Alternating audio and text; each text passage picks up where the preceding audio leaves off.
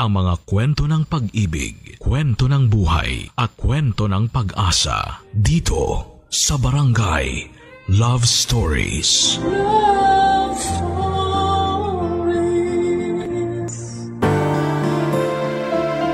Pahalagahan natin ang oras ng isang tao sa pamamagitan ng pagrespeto sa kanilang paghihintay.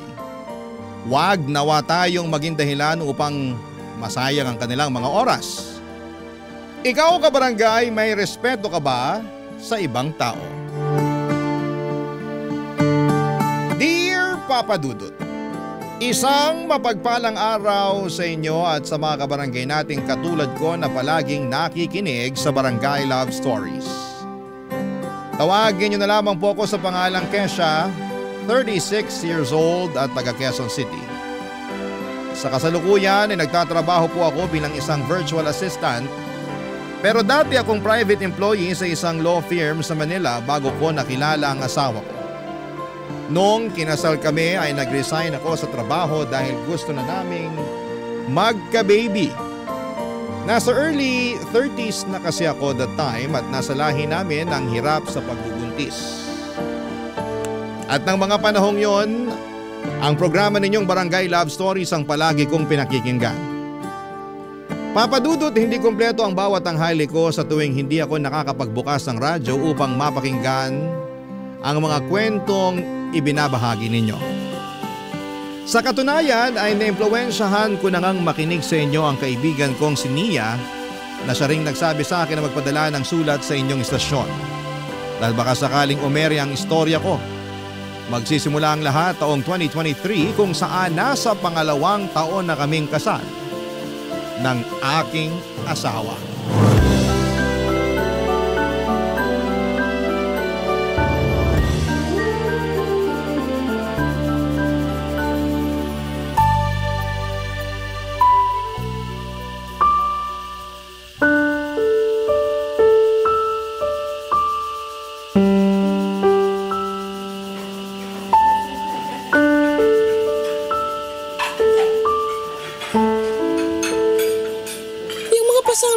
Pati yung nasa kamay mo. Ano yan? Kurot ba yan? Oo. At kagagawan din niya na magaling mong asawa? Ganun na nga. Bakit siya nangungurot? Ano ba siya? Bata? Babae? Hindi ko alam. Nagulat na lang ako kasi bigla niya akong kinurot ng isang beses na inis siya sa akin. Bakit siya nainis sa'yo? Ano kinaiinisan niya? Hindi ko na matandaan eh. Kung ano man yun, maling-mali pa rin nakuruting ka niya. At hindi lang yan may mga pasa ka rin sa braso mo. Kesyo naman, bakit mo naman ngayon lang sinabi sa akin na sinasaktan ka pala ng asawa mo? Kasi, kaya ko pa namang tiisin. Anong kaya tiisin? Timang ka ba? Kumalma ka lang, Nia. Pinagtitinginan na tayo ng mga tao sa restaurant, oh. Paano kung kakalma ay napakabaluktot ng katwiran mo? Anong kayang tiisip pinagsasasabi mo? Kitang-kita sa mga pasa at kurot mo na grabe yung mga pananakit sa'yo ng asawa mo. Dapat siya pinapapulis mo na para makasuhan. Ay, alam mo namang hindi ko kayang gawin sa kanya yon, di ba? Mahal ko yung asawa kong yon. Tsaka nasasaktan lang naman niya ako kapag lasing siya o kapag sinasagot-sagot ko siya. Ay wow ha! Ikaw pa naman ang pinakamatalino sa klase natin noon pero mukhang nasa iyo na yung korona ng kabobohan at katangahan ngayon. Sobra ka namang magsalita. Ay, sobra talaga kasi sobra-sobra na lang yung pagpapakamartir mo. Ay, naku. Saka naman nakakita ng pinipisikal pero pinagtatanggol pa yung namisikal sa kanya. Ikaw lang kilala ko na ganyan eh. Umayos-ayos ka nga, Kesha. Anong gusto mong gawin ko? Makipaghiwalay ako sa asawa ko, ganun ba? Malamang oo. Kung ako kasi ang nasa posisyon mo ha, unang beses pa lang na nakanti niya ako, mabubulok na siya agad sa bilangguan. Kilala mo ko, hindi ko tinotolerate ang domestic violence kahit na asawa ko pa siya. Pero ikaw, pambihira ka, tiniis mo pa talaga. Kasalanan ko rin naman kasi pinatagal ko pa. Kung sana kasing lakas ng loob mo yung sa akin, edi sana matagal na ako nakalaya sa relasyon namin. Kaso pesteng pag-ibig to, nakakatanga. Pwede mo pa namang baguhin yan eh. Pwede mong itama lalo na halatang-halata na yung mali. Nasa iyo na lang talaga kung magtitiis ka lang o aaksyonan mo na yung mga bagay na yan. Kaso pwede bang pag-isipan ko muna? Ang alin? Ang pakikipaghiwalay sa asawa mong yun? Oo, Ano pa bang iisipin mo? Baka mamaya hindi lang yan na makita ko sa susunod na pagkikita natin, ha? Mamaya sa ospital na kita dalawin kasi nabaldado ka na sa pamimisikal ng kumag na yon. Hindi naman siguro aabot doon. Oy, hindi mo masasabi yan, lalo nagawa ka na niyang saktan. Tingnan mo na lang na mabuti ang mga pasa at kurot mo, tapos itanong mo sa sarili mo kung may mas lalala pa dyan. Mukhang plano mo pa yatang hintayin ang araw na yun kaysa tapusin na yung lahat sa inyo eh. Pasensya ka na kung ganito ako katanga magdesisyon sa buhay. Alam ko dismayado ka sa akin kasi hindi naman ganitong klase ng tao yung pagkakakilala mo sa akin eh. Ako man dismayado sa sarili ko. Nandun na tayo, pero magsisisihan pa ba tayo? Kaya nga sinasabi ko na sa'yo yung dapat mong gawin eh. Oo, mahirap sa umpisa pero para din naman yun sa'yo. Huwag mong inormalize ang pang-aabuso kahit na asawa mo pa siya.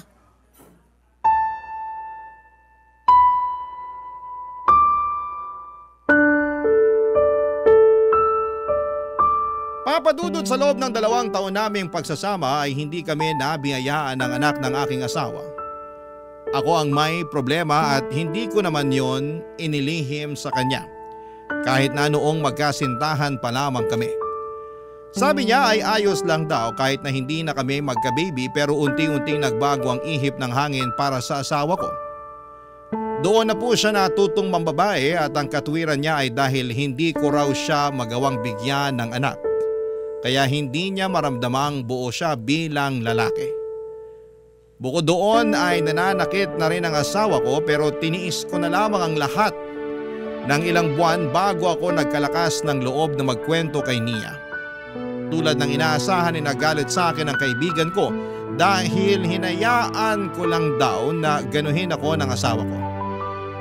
Doon ko napag-isip-isip na dapat ay mas tinatapangan ko ang loob ko at nanindig ang huwag magpaabuso kahit na mahal ko pa yung tao. Simula ng araw na yon, Papa Dudut, ay plinano ko na ang pakikipaghiwalay ng landas sa asawa ko kaya lang sa kasamaang palad ay bigla naman itong namatay dahil sa namuong ugat sa ulo na bigla na lamang pumutok, Papa Dudut.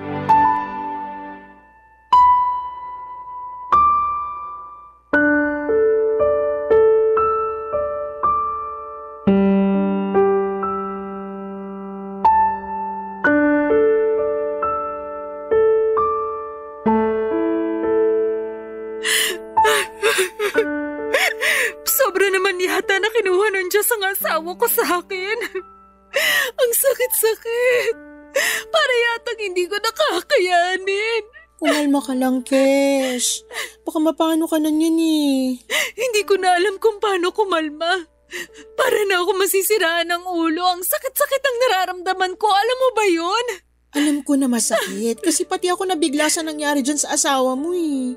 Kahit naman malaki yung pagkakasala niya sa akin at sa kasal namin, nananatili pa rin na asawa ko siya.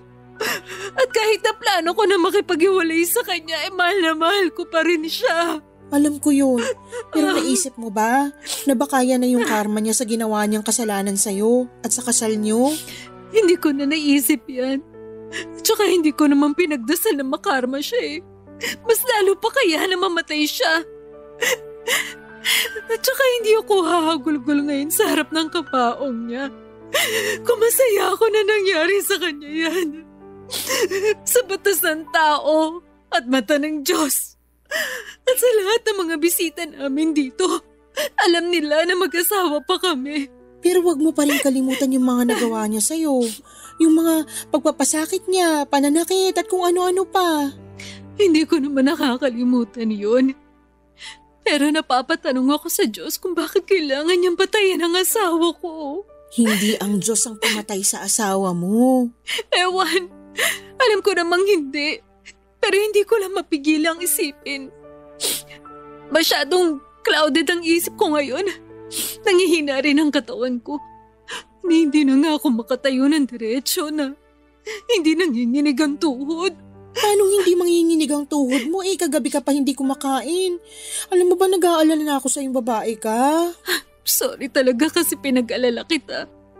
Hindi ko lang mapigilang mawala ng gana sa lahat pagkatapos na nangyaring to sa asawa ko. Hindi rin naman ako masaya na namatay yung asawa mo. Pero magagalit ka ba sa akin kung sasabihin kong nakaramdam ako ng luwag sa dibdib. Isa lang kasi ibig sabihin nun wala na yung abuser mo. Ayun na nga.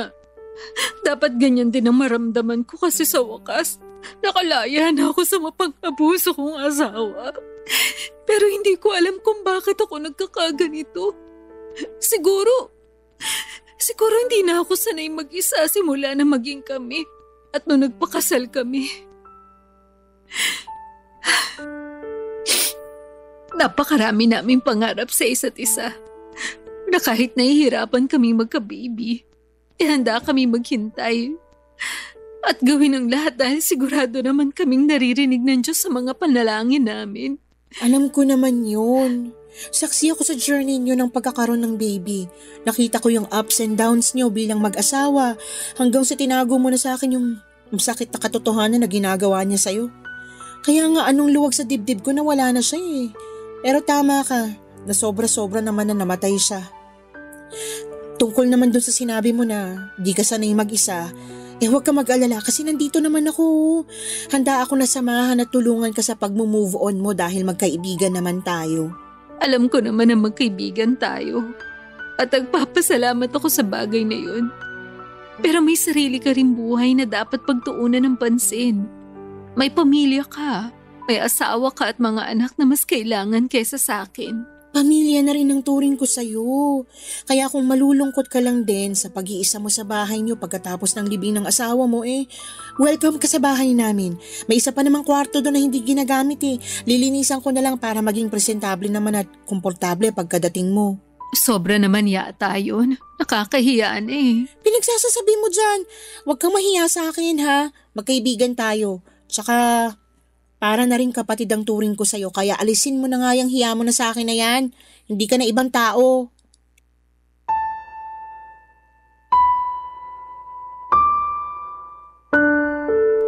Papa Dudu, tulad ng sinabi ko ay mahal na mahal ko pa rin ang aking asawa.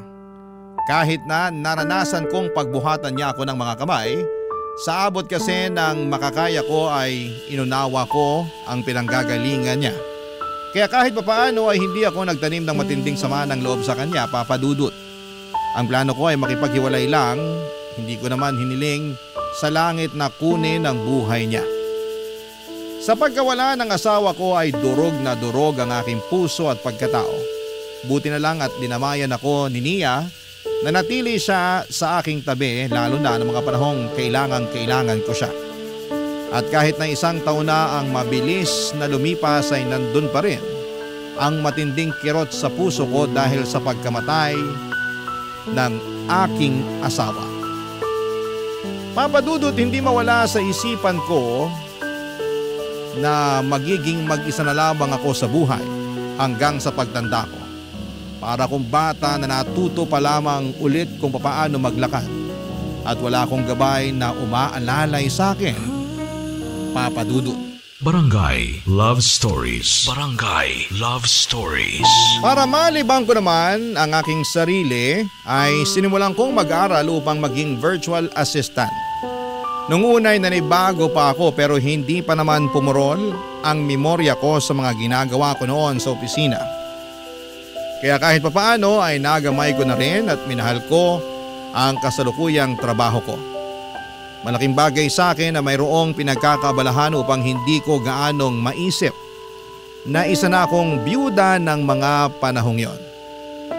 Kaya lang kahit na anong gawin kong magpakasubsob sa trabaho ay may mga araw at gabi pa rin na nalulugmok ako. At sa tuwing nararamdaman ko yon, ang una kong tinatawagan para pagsabihan ay ang kaibigan kong si Nia. Wala na kasi akong mga magulang at nasa ibang bansa na nakatira ang kaisa-isa kong kapatid na babae. Buti na lang talaga at palaging available si Nia para i-comfort ako pero alam ko na hindi naman po pwedeng ganon palagi. Isa sa mga sinabi sa akin ng kaibigan ko ay subukan ko naman daw makipagkilala sa ibang lalaki.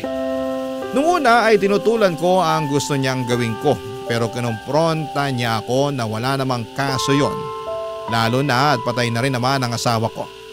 Pero sa puso ko ay tapat pa rin ako sa kanya kahit na hindi siya naging tapat sa akin noong nabubuhay pa siya. Kaya lang sa huli ay ginawa ko pa rin ang payo sa akin ni Nia.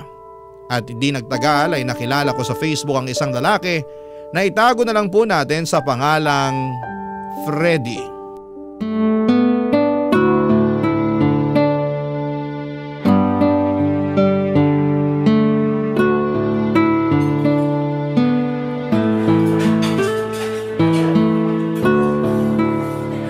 So, ilang taon na yung mga anak mo? Yung panganay ko nasa 37 na. Tapos yung bunso ko nasa 33 years old. Hala, mas matanda pa pala sa akin yung panganay mo. Talaga? Oo, nakalimutan mo na ba kung ilang taon ako? Hala, oo nga no.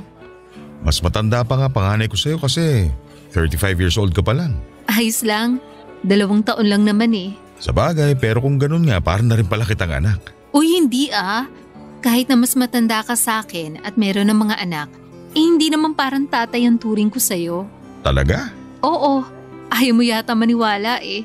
Pasensya na pero hindi ko lang mapigilan mapaisip. Bakit naman? Sa edad ko kasing to, syempre, ang tingin sa akin ng mga tao ay matanda na. At kapag magkasama tayo, malamang maiisip kagad nila na anak kita.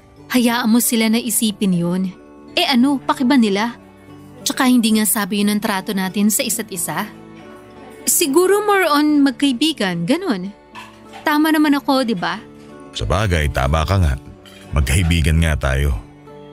Ganun pa man gusto ko pa rin magpasalamat sa'yo kasi nakipag-usap ka sa akin at nakipagkita pa ngayon nung niyaya kita lumabas para magkape at magkwentuhan. Hala, bakit naman hindi? Eh hindi ka naman mukhang scammer. Tsaka mabait ka rin kausap sa chat. Salamat pero sa tanda kong to, mangi-scam pa ako ng tao. Baka naman pag dumating na yung araw ng kamatayan ko masunog sa impyernong kaluluwa ko. Huwag ka naman magsalita ng ganyan.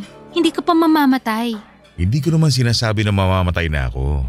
Ang sabi ko pag dumating yung araw. Saka nakakatawa kayo mga mas bata sa amin, no? Bakit naman? Kasi iniisip nyo na porke may edad na, mamamatay na kaagad. Hindi ko kaya iniisip yun. Tsaka sabi ko nga hindi ka pa mamamatay. Oo na. Binibiro lang naman kita. Tsaka allergic ako sa salitang yan. Kasi nga, kakaisang taon pa lang simula nung namatay yung dati kong asawa. Napakabata mo pa para mabiyuda. Mismo, sinabi mo pa. Wala ba kayong anak? Wala eh. May problema kasi ako sa matres kaya ganun. Kaya nga, sobrang lungkot ko nung namatay ang asawa ko. Kasi magiging mag-isa na lang ako sa buhay na to. Wala na rin naman akong mga magulang. Tapos, nasa abroad pa yung kaisa-isa kong kapatid. Buti na lang talaga kasama ko at palaging nakakausap yung kaibigan ko. Lalo na noong mga panahon na hirap pa rin akong tanggapin na wala na yung asawa ko. Dumaan din naman ako sa kalagayan na yan nung nawala ang misis ko. Paano ka nakapag-move on? Hinayaan ko lang na yung panahon ng gumawa nun. Ibig sabihin okay ka na ngayon? May mga sandali pa rin na namimiss kong na mayapa akong asawa. Pero hindi na ganun kabigat ang lahat kasi mas tanggap ko na iniwan niya na kami ng mga anak namin. Kaya ang payo ko sa'yo hayaan mo lang lumipas ang panahon. Makakausad ka rin. Ewan ko kung mangyayari pa yon. Pero sa ngayon, nasa maayos naman yung pag-iisip at pakiramdam ko. Siguro nakatulong din talaga na kumausap ako ng ibang tao at hindi lang puro yung kaibigan ko. Siyempre may sarili din naman siyang buhay. At hindi naman tama na sa akin laging umikot ang mundo niya. Kaya nga thankful ako kasi nakilala kita, Freddy.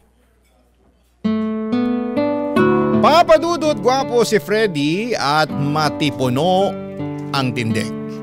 Kagaya ko ay isa na rin siyang byudo matapos pumanaw ng kanyang asawa noong 2020. Pero hindi kami magkaedad dahil noong mga panahong yon ay nasa 58 years old na siya. Sa kabila ng lahat ay hindi mahalata sa kanyang kilos, pananamit, itsura at pagsasalita ang kanyang edad. Bagay na gusto ko sa kanya at kinakaaliwan ko. Nagpatuloy ang mabuti naming pagkakaibigan ni Freddy at paminsan-minsan ay nagkikita kami para lumabas. Nagkukwentuhan kami tungkol sa lahat ng bagay habang nagkakape. Marami akong natutuhan kay Freddy at kahit na malaki ang pagitan ng mga edad namin sa isa't isa ay hindi yon naging hadlang upang magkaintindihan kami sa maraming bagay. Di nagtagal ay nahulog na ako kay Freddy at pinagtapat ko yon sa kanya. Kaso'y bigla namang nagka-problema.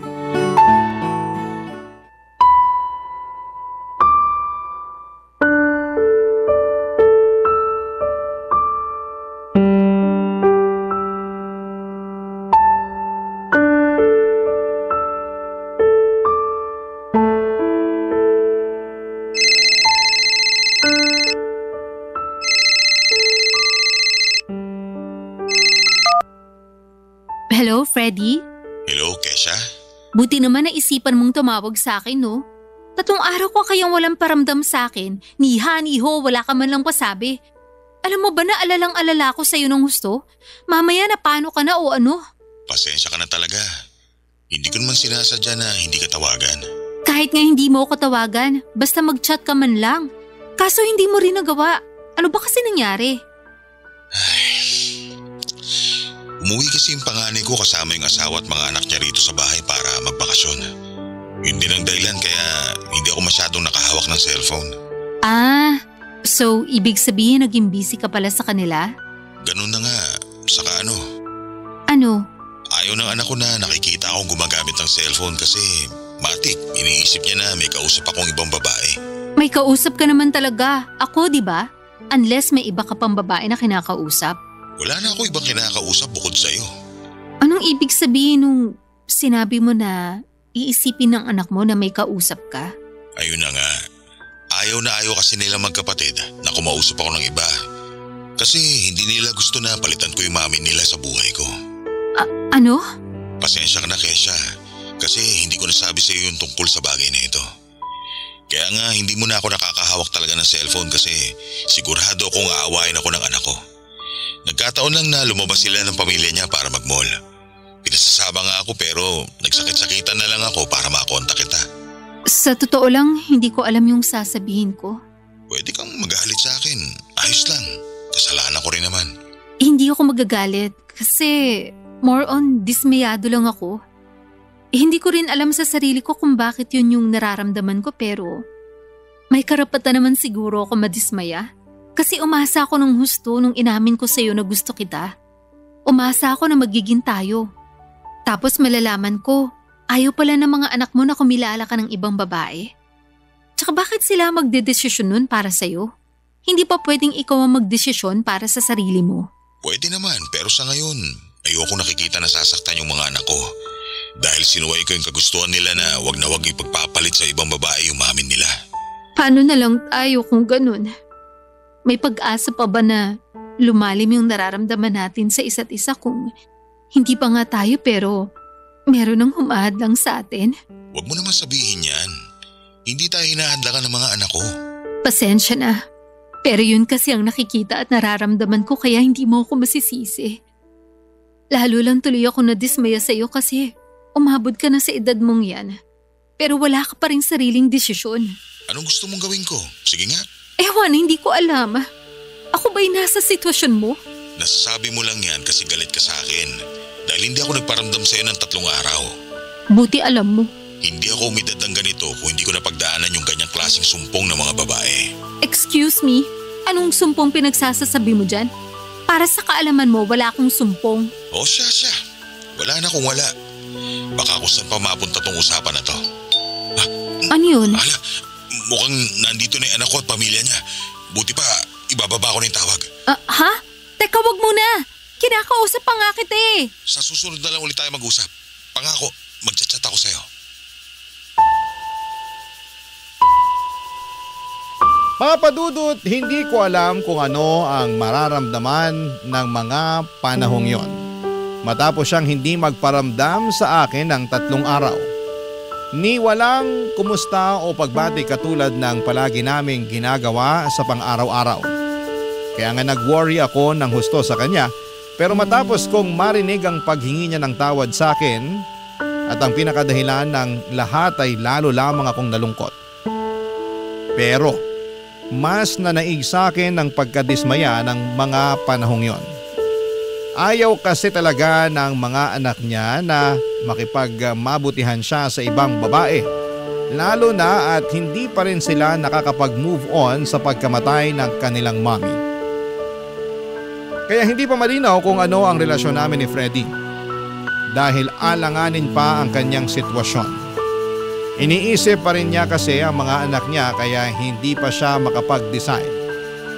Sa kabilang banda, Papa Dudut, desidido na ako at sigurado na gusto kong lumalim ang pakikipag-ugnayan sa kanya. Barangay Love Stories. Barangay Love Stories. Papa Dudut, pinatawad ko si Freddy nang humingi siya sa akin ng paumanhin. Pero wala pa rin naman siyang ginawa upang maging tuloy-tuloy ang aming komunikasyon. Hindi kasi talaga niya pinangahasang suwayin ang gusto ng mga anak niya at mas matimbang pa rin ang feelings nila sa kanya. Kaya naman wala na rin ako nagawa kundi ang maghintay kung kailan matatapos ang bakasyon ng anak ni Freddy na nasa bahay niya ng mga panahong yon. Pero inabot na lamang ng 1 buwan ay walang paramdam sa akin si Freddy. Kaya naman napuno na ako. Noong nakapag-decide na akong itigil ang paghihintay sa kanya, ay siya namang biglang pagpaparamdam ni Freddy sa akin. Ewan, Papa Dudut, pero mukhang nakatunog yata siya. Pero hindi pa rin kami nagkita ng mga panahong yon dahil sa call lang kami nag-uusap. Doon sinabi ko sa kanya ang lahat ng feelings ko at nakiusap siya sa akin na bigyan pa siya ng pangalawang pagkakataon at tsansa para mag-workout ang relasyon namin. At dahil marupok ako ay pumayag ako. Kaso hindi pa rin nawala sa akin ang pangamba na baka isang kabaliwan ang desisyon kong pagpayag. Buti na lang to the rescue ang kaibigan kong si Nia upang payuhan ako, Papa Dudut.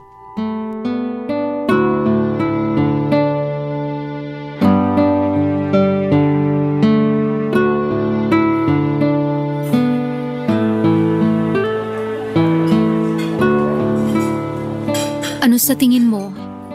Tama pa ba na maghintay ako sa kanya?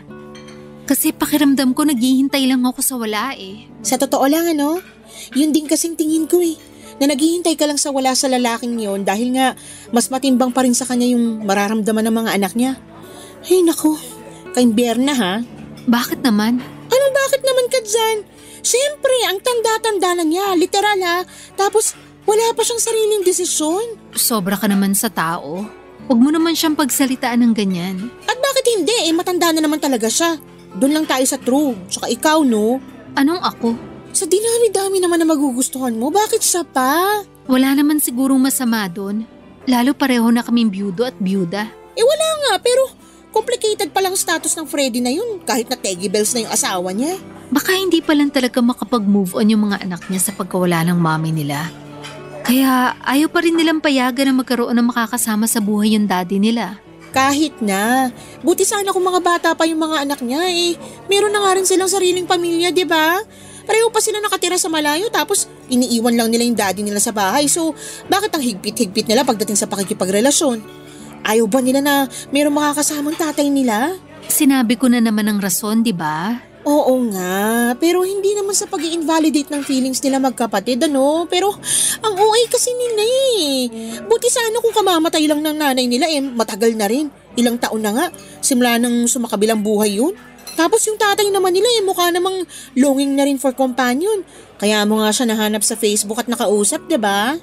Ganun na nga. Kaya di ko talaga gets kung anong trip na magkapatid na yun. Lakas amats Pero mas malakas amats mo kasi naghihintay ka pa rin sa Freddy na yan. Alam mo, kahit pa sinabi niya na mahal ka na niya at nangako siya na gagawan niya ng paraan yung relasyon niyo, ang hirap pa rin paniwalaan. Tingnan mo nga, nababagabag ka. Kasi kung totoong tiwala ka sa kanya at sa mga sinabi niya, sana panatag ngayon yung kalooban mo. Ay, ewan. Hindi ko na talaga alam ang iisipin at gagawin. Masyado na akong kinain ng sistema at feelings ko sa kanya. Lakas din talaga ng tama mo kay Tanda, no? Niya naman. May pangalan yung tao. Huwag mo siyang tawagin ng ganyan. Sorry, pero totoo namang matanda na siya, diba? Ilang taon na nga ba siya ulit? 60? Anong 60? Saan galing yun? 58 pa lang si Freddy. Konting split at kembot na lang magkaka-senior citizen ID na rin siya. Ewan ko sa'yo, puro ka naman ano eh. Kita mong naguguluhan na nga yung kaibigan mo sa kung anong dapat kong isipin at gawin, tapos dinodog show mo pa ako. Alam mo, naniniwala ako na alam mo naman kung ano ang dapat isipin at gawin, pero may katigasan niyang ulo mong sarap pukpukin ng bato eh. Akala mo yata nakalimutan ko na minsan ka nagtiis sa pang-aabusong pisikal sa'yo ng dati mong asawa dahil lang mahal mo siya, no? Ano namang kinalaman niya dito? Kaya ako nga nasabi na matigas ulo mo kasi kahit ano pang sabihin ko na dapat mong gawin, masusundin at paiiralin mo pa rin yung puso mo. May pagkamarupok pa naman yan, kaya bahala ka na nga sa buhay mo. Papa Dudut, may ideya na ako na sasabihin ni Nia na naghihintay lamang ako sa wala pagdating kay Freddy. At kahit na gustuhin kong tumigil ay hindi ko pa rin magawa ng tuluyan. Tanga na nga siguro kung tanga, Papa Dudut, ngunit sa maiksing panahon na nagkakilala kami ay ibang comfort ang pinaramdam niya sa akin. Yun bang walang kasamang pagnanasa ng laman kundi purong pagkalinga lamang at sa kanya ko lang naramdaman ng tunay na pagmamahal.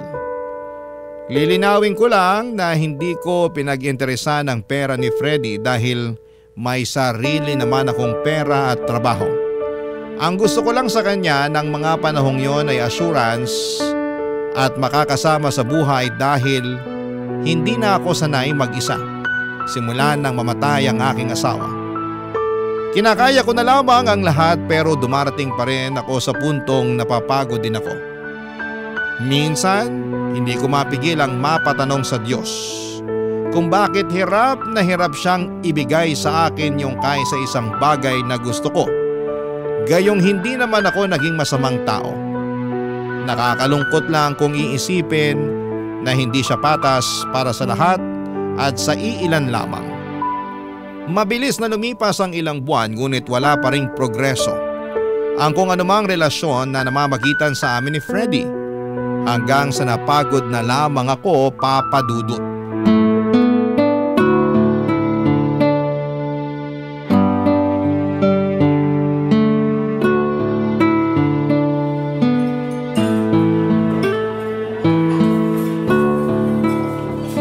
Namiss talaga kita, Kesha. Buti na lang pumayag ka makipagkita sa akin ngayon. Ayoko nga sana pero hindi naman kita matiis. Naiintindihan ko naman kung hanggang ngayon nagtatampo ka pa rin sa akin. Ang laki ng pagkukulang ko sa'yo. Hindi lang malaki, kundi napakalaki. Biruin mo, 2 linggo ka lang namang hindi na naman nagparamdam sa akin. Ano sa tingin mong naramdaman ko noong mga panahon na yon? Sige nga. Pasensya ka na talaga pero biglaan kasing umuwi sa bahay yung bunso kong anak. Kaalis niya lang kahapon kaya ngayon lang kita naayayang makipagkita. Ayan na naman tayo eh. Anak mo na naman pala ang rason mo. Hindi ako nagrarason. Nagsasabi ako ng totoo. Ewan ko. Pero napapagod na ako maniwala sa'yo. Bakit naman? Nagtanong ka pa talaga? Tignan mo na lang yung sitwasyon natin. Sige nga. Palagi ka na lang missing in action. Malupit pa rito, kausap lang kita isang araw. Tapos mawawala ka na ng ilang araw. O ang malala, ilang linggo na minsan inaabot ka pa ng 1 buwan. Wala naman ako magawa. Lalo na hindi ko alam ang address ng bahay niyo para puntahan ka doon. Yan ang wag na wag mong gagawin dahil baka makita ka ng mga anak ko. Paano na lang kung nagkataong nasa bahay sila, hindi ba? Ewan ko sa'yo. Puro ka na lang mga anak mo. Paano naman ako? Baka lang hindi mo alam na nasasaktan ako sa tuwing nawawala ka na lang bigla na para bang bula. At akala mo yata, basta nagparamdam ka na sa akin, ayos na ang lahat, ano? Yun kasi ang nakikita ko sa inaakto mo ngayon. Akala mo kung sino ka na walang ginawang kasalanan sa akin. Kaya nga humihingi ako ng pasensya sa'yo. Ang gusto ko lang unawain mo yung sitwasyon ko. Inuunawa ko naman sa abot na makakaya ko. Pero hanggang kailan ko gagawin yun? Basta, bigyan mo lang ako ng panahon. Aayusin ko lahat para sa atin. Hanggang kailan? Hindi ko pa masabi pero maniwala ka sa akin na minamadali ko na. Sa katunayan, kinakausap ko na yung mga anak ko sa kagustuhan ko makakilala ng ibang babae na makakasama sa buhay. Pero sana noon mo pa yan ginawa. Hindi ko naman alam na darating ka sa buhay ko eh. So, kasalanan ko pala. Hindi ko naman sinabi yan.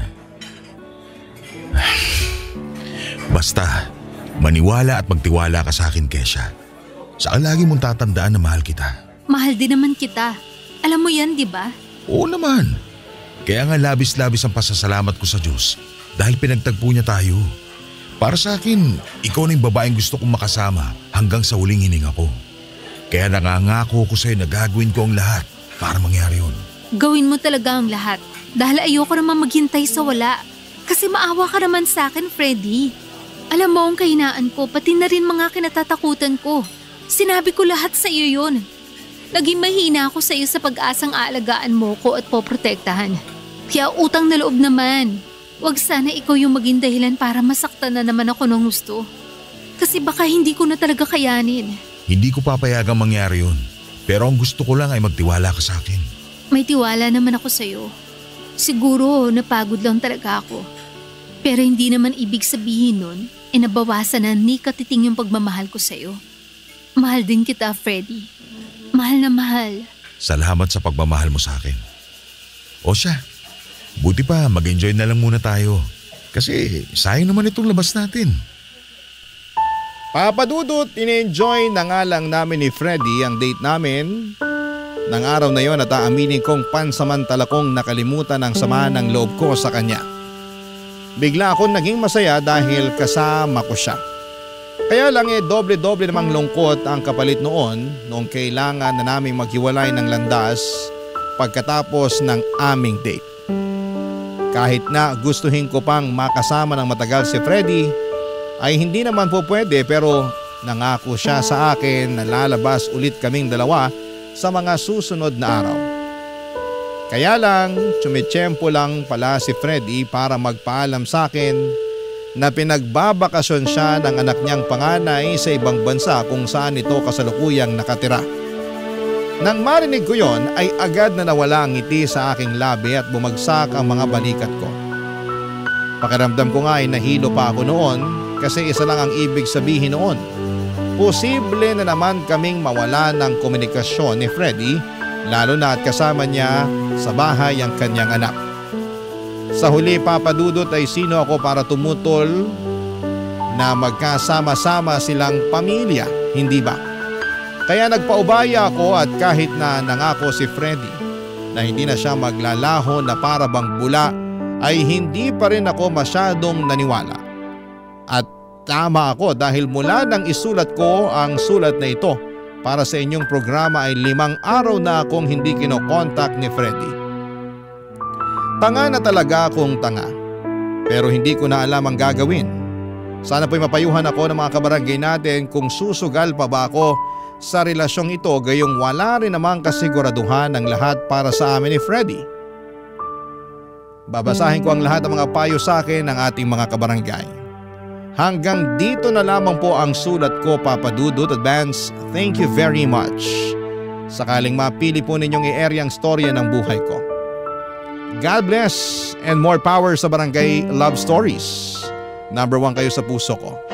Ang inyong forever kapuso at kabarangay, Kesha. Nalilito pa rin sa live ang ating kabarangay. Ano kaya ang maipapayo mo sa kanya? Ibahagi mo yan sa ating comment section para mabasa rin niya.